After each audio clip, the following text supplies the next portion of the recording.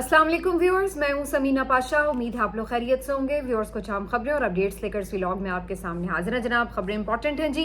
कुछ अहम चीज़ें हैं जो जेल से मज़ीद सामने आई हैं। इमरान खान साहब की गुफ्तगू और कुछ और मामलात के ऊपर रोशनी सवाल जवाब के सिलसिले में भी बाहर आई है, तो उससे मुतल्लिक आपको अपडेट करते हैं। इसके अलावा जी अली अमीन गंडापुर साहब आज एक जरगे में शरीक हुए और इस जरगे में फील्ड मार्शल आसिम मुनीर भी मौजूद थे, शहबाज शरीफ साहब भी मौजूद थे। तो यहाँ पर अली अमीन गंडापुर ने क्या गुफ्तगू की आपको बताते हैं। इसके अलावा पीटीआई के एक नौजवान रहनुमा हैं सद्दाम खान तरीन, उन्होंने अपने बारे में एक बहुत ही खौफनाक इंकशाफ किया है और बड़े खतरात का इजहार किया है। इससे मुतालिक आपको अपडेट करेंगे। इसके साथ साथ एक और नोटिफिकेशन आलिया हमजा ने आज जारी किया है जिसके ऊपर काफ़ी ज़्यादा तनकीद भी हो रही है। तो ये क्या है मामला, सनम जावेद को कौन सा बड़ा ओहदा मिल गया है, इस पे भी बात होगी। इसके साथ साथ जी आपको बताएंगे कि किसानों के जो रहनुमा हैं उन्होंने भी एक प्रेस कॉन्फ्रेंस आज की और अपने जो किसान तबका है उनके जो बुरे हालात हैं उससे मुतल्लिक आगाह किया। तो ये काफ़ी कुछ है आज के व्लॉग में, इससे मुतल्लिक आपको अपडेट करेंगे। आपसे रिक्वेस्ट है कि चैनल को सब्सक्राइब कर लें अगर अभी तक सब्सक्राइब नहीं किया। तो सबसे पहले बात का आगाज़ यहाँ से करते हैं कि जी जैसा कि आपको मालूम है तोशा खाना 2 केस की समाअत हुई। कुछ लोगों को भेजा गया, कुछ को नहीं भेजा गया और तवक्को के एन मुताबिक हमने देखा कि बैरिस्टर गौहर साहब ने बहुत ही मुख्तसर सी 2-3 बातें की और वो भी ऐसी जिसमें कोई वाज़ेह बात ना हो सिवाय इसके कि Imran Khan pattern in chief बन गए हैं, एहतजाज वो खुद लीड करेंगे और इसके अलावा कोई ख़ास बात उन्होंने नहीं की। जब उनसे पूछा गया कि जनाब कोई एहतजाज का टाइम ही बता दें तो उन्होंने कोई टाइम फ्रेम भी नहीं दिया, कोई तरीक़ाकार, कोई हिकमत अमली कुछ भी वाज़े नहीं किया। लेकिन अभी तक जो बहुत मुबहम सी स्ट्रैटेजी सामने आ रही है वो कुछ इतनी ज़्यादा क्लैरिटी उसमें दिखाई नहीं दे रही। जुनैद अकबर साहब क्या कर रहे होंगे, आलिया हमजा साहिबा क्या कर रही होंगी, अली अमीन गंडापुर साहब को बिल्कुल कैसे माइनस किया जा सकता है एहतजाज की स्ट्रैटेजी में से, सलमान अकरम राजा साहब जो बुनियादी तौर पर एक वकील हैं वो एहतजाजी सियासत को कैसे लीड कर सकते हैं, ये तमाम वो सवालात हैं जिसके ऊपर जवाब आने बाकी हैं। ख़ुद इमरान खान साहब कह रहे हैं कि वो एहतजाज को लीड करेंगे, जेल से बैठकर हिदायत देंगे, जबकि ये बात उन्हें भी पता है और मैंने भी आपको पहले ही कहा है कि जैसे ही एहतजाज करीब आएगा आप देखिएगा कि इमरान खान साहब से मुलाकातें तो ये बंद कर देंगे। तो इमरान खान साहब ने भी इस बात के खदशे का इजहार किया है। तो इसके साथ फिर एहतजाज का मुस्तकबिल क्या होगा, कितना ये नतीजा खेज़ और कितना मौसर हो सकता है, इसके ऊपर ज़ाहिर है अभी बहुत सी चीज़ें जब तक वाज़े नहीं हो जाती कुछ भी कहना क़बल वक्त होगा। तो एक तो ये हो गया। दूसरा, जो इमरान खान साहब से एक मीटिंग के हवाले से बड़ी बात हो रही थी और अमेरिका से आए एक साहब जो हैं तनवीर, जिनका नाम है तनवीर अहमद, उनसे मुतल्लिक काफ़ी ज़्यादा सोशल मीडिया पर भी बात हो रही थी कि जनाब वो आए हैं और इमरान खान साहब से उन्होंने मुलाकातें भी की। मंसूर अली खान को एक इंटरव्यू भी उन्होंने दिया, उस पर उन्होंने डिटेल्स भी बताई कि जी मेरी तो बड़ी ज़्यादा मुलाकातें हुई हैं और बड़ी बिला रुकावट मुलाकातें हुई हैं और जनाब उन्होंने काफ़ी उसके मुतालिक गुफ्तगू भी की।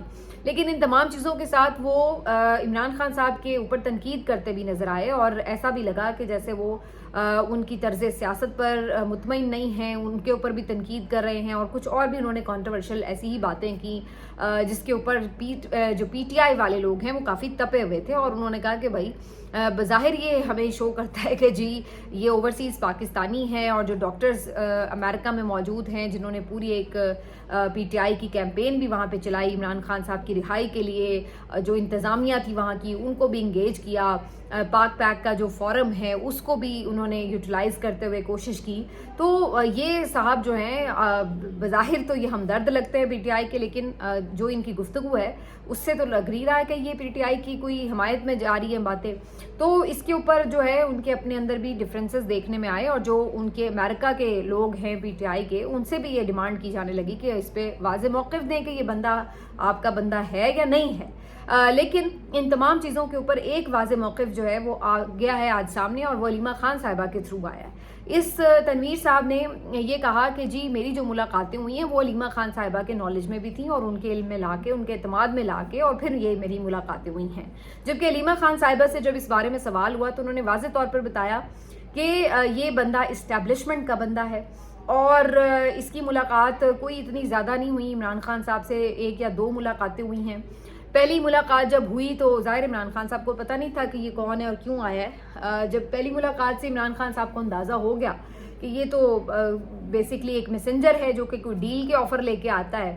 تو عمران خان صاحب جو ہے وہ اس سے ظاہر ہے کہ ایک دفعہ تو مل لیے, جب تک پتہ نہیں تھا. جب اگلی دفعہ یہ گئے ہیں تو عمران خان صاحب نے ملنے سے بھی ایون انکار کر دیا اور کہا کہ نہیں ملنا, جس کے اوپر انہوں نے بہت زیادہ ترلے منتیں کیے کہ میں تو عمرے پہ جا رہا ہوں تو آ کے مل لیں. تو پھر عمران خان صاحب نے دوسری بھی ملاقات کی, لیکن اس میں بھی عمران خان صاحب کا رویہ کافی کولڈ تھا, اور جو وہ مطالبات لے کے آئے تھے عمران خان صاحب نے, وہ مطالبات بھی رد کر دیے تھے. اور وہ مطالبہ جو تھا بنیادی طور پر وہ 9 مئی سے متعلق تھا کہ آپ اس کی جو ہے وہ ایک معافی مانگ لیں پبلکلی آ کے. تو یہ جو ساری ملاقات ہے, علیمہ خان صاحبہ کہتی ہیں کہ یہ اکتوبر میں ہوئی تھی, اور یہ ملاقات بھی اسٹیبلشمنٹ نے کروائی تھی, اور انہیں یعنی علیمہ خان کو اس ملاقات سے متعلق معلوم نہیں تھا کیونکہ وہ تو اس وقت جیل میں تھی. یہ غالباً وہ ٹائم بنتا ہے کہ جب آپ کو یاد ہوگا کہ ڈی چوک پر جو پہلا احتجاج ہونا تھا, جب 26ویں ترمیم کو روکنے کے لیے عمران خان صاحب نے احتجاج کی یہ کال دی تھی, جہاں پر علی امین گنڈا پور صاحب خیبر پختونخوا ہاؤس میں غائب ہو گئے تھے. تو یہ اس وقت کی یہ بات ہے, اور اس وقت عمران خان صاحب کو شاید یہ آفر دے کے ان صاحب کے تھرو بھیجا گیا تھا, اور انہوں نے عمران خان صاحب نے اس کے اوپر منع کر دیا تھا. ان کا موقف وہی ہے جو آج تک بھی ہے. تو یہ اب کافی واضح اور کلیئرٹی کے ساتھ علیمہ خان صاحبہ نے بتایا کہ جی یہ صاحب جو ہیں ان کی کوئی اس حوالے سے پاکستان تحریک انصاف کی طرف سے کوئی ان کی ریپرزنٹیشن نہیں ہے, اور نہ ہی ان سے عمران خان صاحب کی کوئی 7-8 ملاقاتیں ہوئی ہیں. لیکن بہرحال ان سے اگر 1 یا 2 بھی ملاقات ہوئی ہے تو یہ بھی پہلی دفعہ اس طرح سے پی ٹی آئی نے اس کا آپ کہہ لیں کہ تصدیق کی ہے, ورنہ اس سے پہلے انہوں نے اس کی بھی تصدیق نہیں کی تھی کہ ایسے کوئی جو امریکہ سے آئے ہوئے کسی بندے نے ان کی ملاقات کی ہے. تو یہ جناب اب ساری کہانی سامنے آئی. 9 مئی والا جو معاملہ ہے اس کے اوپر علیمہ خان صاحبہ نے کہا کہ ایون ابھی بھی عمران خان صاحب کو یہ کہا گیا کہ جناب آپ 9 مئی کے اوپر بات کرنا چھوڑ دیں, اس کی CCTV فوٹیج کا مطالبہ کرنا چھوڑ دیں, اس کے اوپر ایک سافٹ اپالوجی دے دیں. تو یہ جو آخری جب بھی ڈیل کی کوئی آفر آئی تھی تو اس میں بھی یہ مطالبہ شامل تھا. اور علیمہ خان صاحبہ کو بھی ایون یہ کہا گیا ہے, انہوں نے یہ بتایا کہ انہیں بھی یہ کہا جاتا ہے کہ آپ کی ملاقاتوں میں رکاوٹ نہیں آئے گی اگر آپ عمران خان صاحب کا جو بیان ہے اس کو اسی شدت کے ساتھ نہیں بلکہ مدھم کر کے تھوڑا سافٹ کر کے بیان کریں. وہی یعنی جو کچھ پی ٹی آئی کے لوگوں کے اوپر بھی یہ بات کی جاتی ہے کہ وہ عمران خان صاحب کا بیان ہو بہو نہیں بتاتے بلکہ اس کو بڑا سافٹ آ کے بتاتے ہیں اور ایڈٹ کر دیتے ہیں.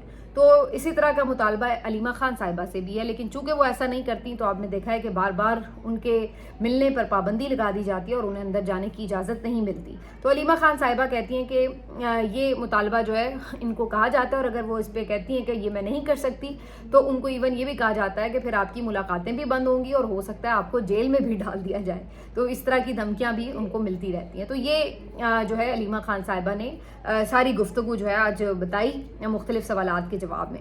اس کے علاوہ جو یہ بات پوچھی گئی کہ جی کیا قیادت پہ کوئی عدم اعتماد ہے, تو انہوں نے کہا نہیں, ایسی انہوں نے کوئی بات نہیں کی. بہرحال قیادت پہ کے پاس پہلے بھی کون سی پاورز ہیں, وہ تو پہلے بھی عمران خان ہی فیصلے کرتے ہیں, ابھی بھی وہی کریں گے. تو عمران خان صاحب کے علاوہ آپ کو پتہ علیمہ خان صاحبہ کی کوئی خاص اتنی بیرسٹر گوہر کو اہمیت نہیں دیتی, ان کو خاطر میں نہیں لاتی. ویسے یہ خبریں کچھ آج رپورٹرز نے رپورٹ کی ہیں کہ عمران خان صاحب بیرسٹر گوہر سے مطمئن نہیں تھے, اور انہوں نے ایون یہاں تک کہا کہ ان کو ریموو کیا جانا چاہیے.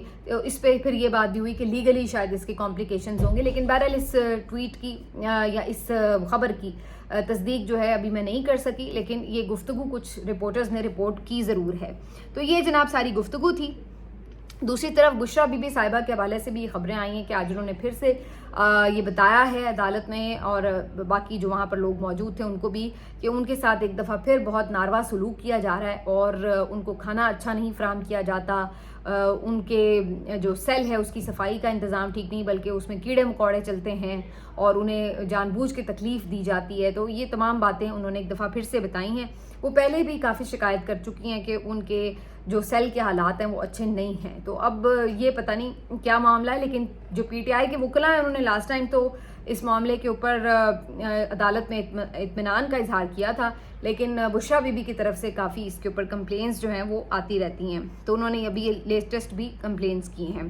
دوسری طرف یاسمین راشد صاحبہ کی بھی جو ضمانت کی سماعت تھی اس کے اوپر پھر سے وہی ایک جواب کے ریکارڈ نہیں ہے, اور سماعت نہیں ہوئی، آگے بڑھی، نہ ضمانت ملی.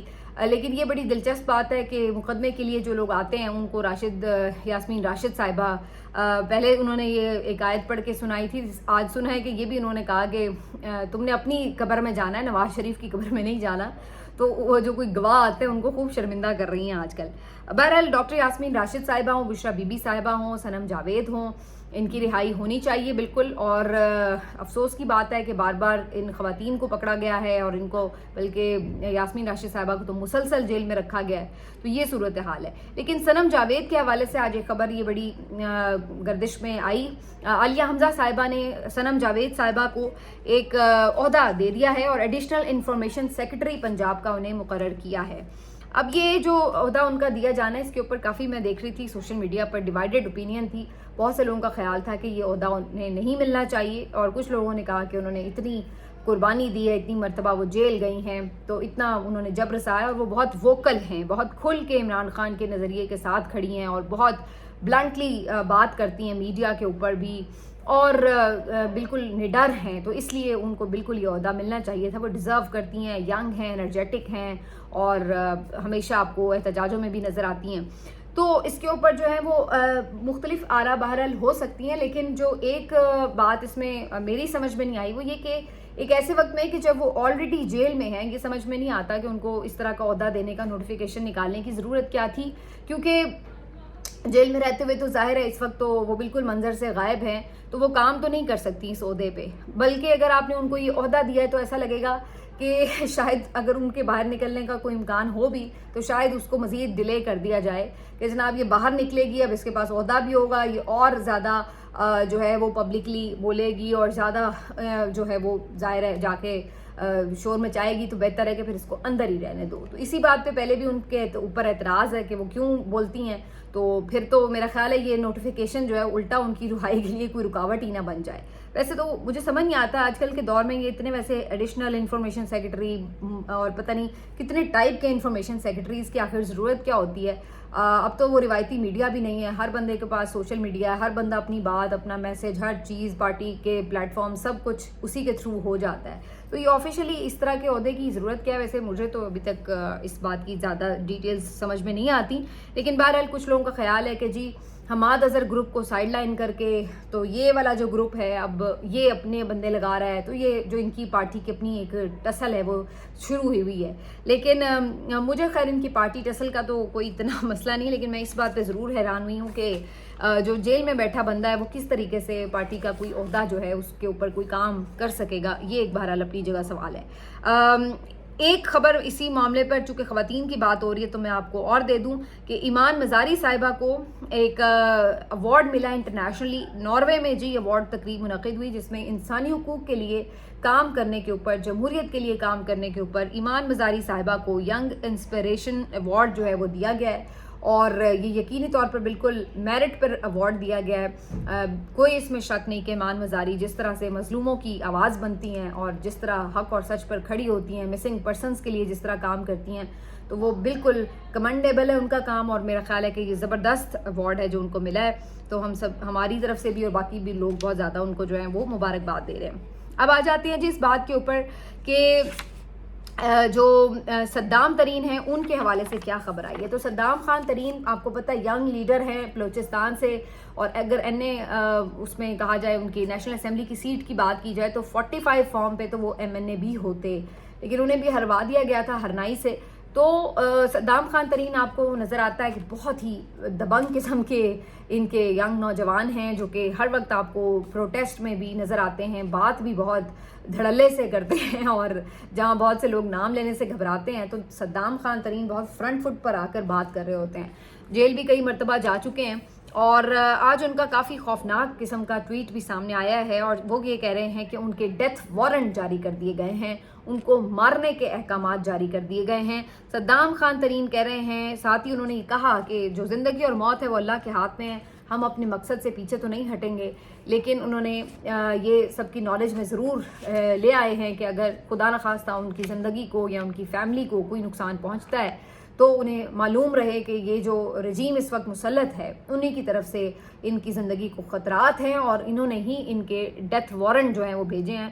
डेथ वारंट का मतलब ये नहीं कि कोई बाकायदा उनको जो है वो कोई ऑफिशियल लीगल नोटिस दिया गया, बल्कि जाहिर है कि उन्हें कोई थ्रेट्स पहुंचे हैं जिसकी वजह से उन्होंने ये ट्वीट किया। पहले इसके ऊपर खामोशी थी, जिसके बाद फिर उन्होंने और ज़्यादा इसके ऊपर ज़ोरदार ट्वीट किया और बताया कि क्या कोई मर ही जाएगा तो आप लोग इसके ऊपर बात करेंगे। तो उसके बाद काफ़ी लोग उनसे इजहार यकजहती भी कर रहे हैं और डिमांड कर रहे हैं कि अली अमीन गंडापुर साहब उनको सिक्योरिटी प्रोवाइड कर दें, अपने केपी में ले जाएं या किसी भी तरह जो भी पॉसिबल हो सकती हैं चीज़ें वो उनको देकर उनको प्रोटेक्शन दी जाए। तो बहरहाल अल्लाह ताला उन्हें महफूज रखे। लेकिन सद्दाम खान तरीन के लिए जो है वो काफ़ी जो सोशल मीडिया पर अब आवाज़ भी उठाई जा रही है और बहुत लोग उनको लाइक करते हैं, तो इस वजह से वो इनकी सिक्योरिटी के लिए काफ़ी फ़िक्रमंद भी हैं। अब आ जाते हैं जिस बात के ऊपर कि गंडापुर साहब जो हैं उन्होंने आज क्या बात की है। तो गंडापुर साहब जी आज एक खैबर पख्तूनख्वा में जरगे में मौजूद थे। यहाँ पर फील्ड मार्शल आसिम मुनीर साहब भी मौजूद थे और शहबाज शरीफ साहब भी मौजूद थे।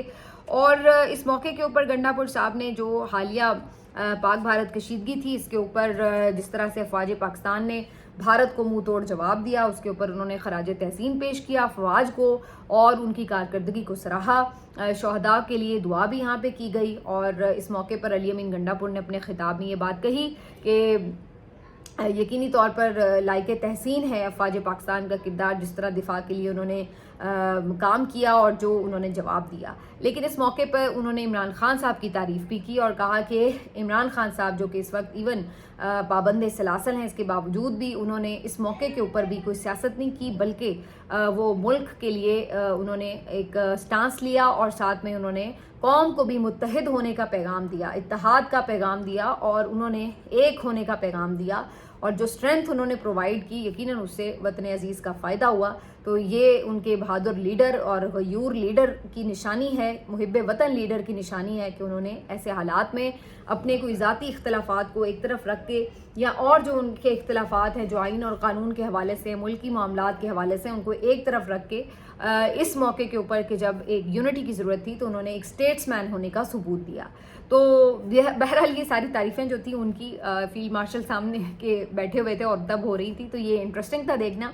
लेकिन ये अजीब बात है कि उनकी जो ये सारी गुफ्तगू थी, स्पीच थी, इसको लाइव टेलीकास्ट नहीं किया गया। कुछ लोग इस बात के ऊपर जब वो एक स्टेज पर बैठे हुए थे तो तस्वीरें या वीडियो आ रही थी तो उसके ऊपर काफ़ी गुस्सा भी कर रहे थे कि एक तरफ आपके लीडर की ये सिचुएशन है और इस तरह से तमाम रास्ते बंद किए गए हैं और जिस तरह से कोई दूसरी तरफ से इम्प्रूवमेंट नज़र नहीं आ रही रजीम की तरफ से, तो वहाँ पर अली अमीन गंडापुर साहब जो हैं वो हर जगह इस निज़ाम के साथ बैठे नज़र आते हैं, हर काम करते नज़र आते हैं। तो इसके ऊपर जो है वो लोग हमेशा इतराज़ कर रहे होते हैं। लेकिन फिर अगेन वही बात है कि जब उनकी एक पोजीशन ऐसी है तो फिर उनको ये सब चीज़ें निज़ाम चलाने के लिए, सूबाई हुकूमत चलाने के लिए करना भी पड़ेगा। और ज़ाहिर है उनके लोगों के जो मसाइल हैं उनमें सबसे बड़ा एक इशू तो अमन का है। तो जब उनके सूबे के हवाले से, अमन के हवाले से बात होगी तो उसके लिए अगर कोई जरगा मुनक़िद हो रहा है तो ये तो नहीं हो सकता कि वो उसमें से आउट हो जाएं। तो ये ज़रूरी भी हो सकता है कि ये तमाम चीज़ के ऊपर वो उसी तरीके से जो है वो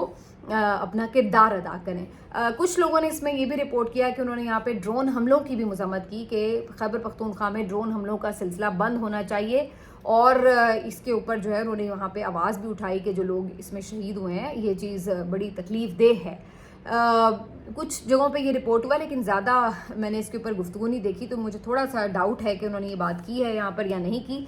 लेकिन वैसे ये है कि बाकी जो इनकी इमरान खान साहब से मुतालिक गुफ्तगू है वो तो बहरहाल रिपोर्ट भी हुई है और यही वजह है कि उनकी गुफ्तगू जो है वो लाइव टेलीकास्ट भी नहीं हुई।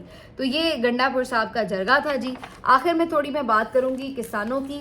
किसान तो इस पूरे रजीम में आपको पता है लुट चुका है, बेचारा बर्बाद हो चुका है। और मैंने आपको याद होगा कि जब पिछले साल ही ये फैसला हुआ कि जी सरकारी तौर पर गंदम नहीं खरीदी जा रही और उसी वक्त गंदम इतनी ज़्यादा रुल गई किसानों की और उनको इतना रेट कम मिला, तो उसके बाद ही ये अंदाज़ा हो चला था कि आगे गंदम की जो कीमत है मज़ीद गिरेगी भी और गंदम की पैदावार भी गिरेगी। लेकिन ये मामला सिर्फ गंदम तक नहीं रुका बल्कि ओवरऑल ही ज़राअत का बड़ा बुरा हाल हुआ है और ओवरऑल ही जो ज़राअत का शोबा है اس کی بہت پور پرفارمنس رہی ہے. صرف 0.6% گروتھ جو ہے زراعت کے شعبے کی اس مالی سال کے لیے جو گزرا ہے وہ شو ہو رہی ہے. اور یہ بہت تکلیف دہ اس لیے کہ ہم وہ ملک ہیں جو ہمارا زیادہ انحصار ہی زراعت کے اوپر ہوتا ہے, اور اس کے باوجود ہمارا جو مین شعبہ ہے, جو ریڑھ کی ہڈی ہے, اگر اس کا یہ حال ہے تو پھر باقی شعبوں کا تو اللہ ہی حافظ ہے. تو کسان اتحاد کے جو صدر ہیں جی خالد محمود کھوکھر صاحب, انہوں نے بھی کچھ اعداد و شمار شیئر کیے ہیں. ان کے مطابق آم کی جو فصل ہے اس کی جو پیداوار ہے وہ 75% کم ہوئی ہے اس دفعہ. اسی طرح کینو کے بارے میں انہوں نے بتایا کہ 50% اس کی ایکسپورٹ جو ہے وہ کم ہوئی ہے. پیاز کی جو ایکسپورٹ ہے, جو باہر کے ملک ہم بھیجتے تھے, وہ 50% کم ہوئی ہے. یعنی یہ ایسی چیزیں تھیں, ایسی ہماری اجناس ہیں جو ہم زیادہ تعداد میں باہر بھیجا کرتے تھے, لیکن اس دفعہ پیداوار اتنی کم ہوئی کہ ہم نے ان کی ظاہر ایکسپورٹ بھی پھر ہمیں کم ہوئی. اور مکئی کی ایکسپورٹ جو ہے وہ 87% جو ہے وہ کم ہوئی ہے. تو گندم کے علاوہ جو مکئی کے کاشتکار ہیں انہوں نے بہت زیادہ لاس برداشت کیا ہے. جبکہ کپاس جو کہ کبھی ایک زمانے میں ہم ایکسپورٹ کیا کرتے تھے, پھر ایک وہ زمانہ آیا کہ ہم نے امپورٹ کرنی شروع کر دی, اور اب صورتحال یہ کہ وہ امپورٹ ہماری ہر سال پہلے سے زیادہ بڑھتی چلی جا رہی ہے. بالکل کپاس کی جو پیداوار ہے وہ تقریباً ختم ہوتی چلی گئی ہے, کیونکہ کپاس کی جو پیداوار کے علاقے وہاں پہ سارا گنا لگا کے شوگر ملوں کو فلرش کر دیا گیا, اور کپاس کی جو پیداوار ہے اس کو بالکل کم کر دیا گیا. تو اب یہ صورتحال ہے کہ کپاس کی جو امپورٹ ہے اس کے اندر 322% جو ہے وہ اضافہ ہو چل رہا ہے. اب جب آپ باہر سے یہ اجناس منگوائیں گے, اس دفعہ یہ بھی بتایا جا رہا ہے کہ شاید گندم بھی آپ کو باہر سے منگوانی پڑے, مکئی بھی باہر سے منگوانی پڑے. تو اگر آپ کو باہر سے یہ اجناس منگوانی پڑیں گی تو اس کے اوپر اربوں ڈالرز خرچ ہوتے ہیں.